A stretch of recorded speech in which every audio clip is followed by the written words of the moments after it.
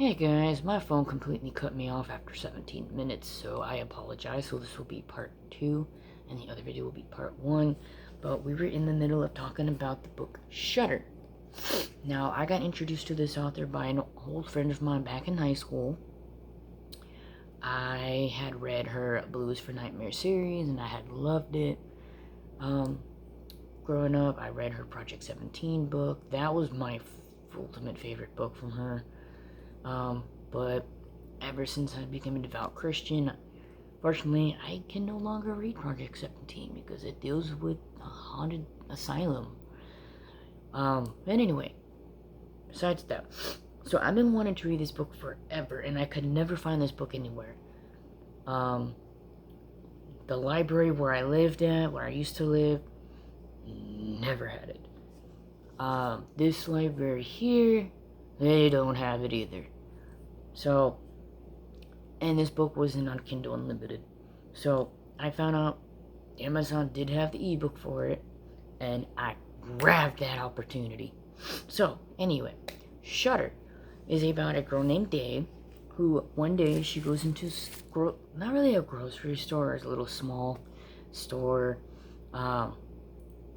It's kind of like a corner mart or dollar store, kind of.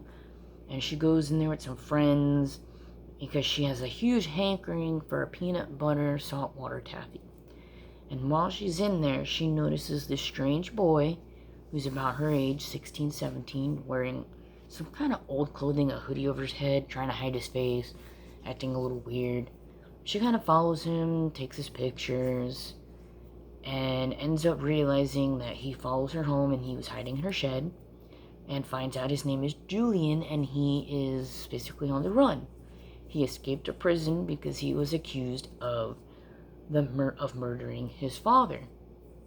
And Day decides she wants to help him to prove his innocence and find out if he really is innocent or did he really do the crime.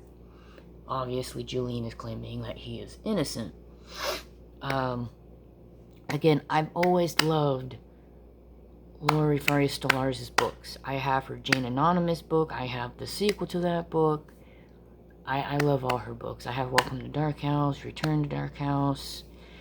I love this story. This was a great story. It was at a great pace.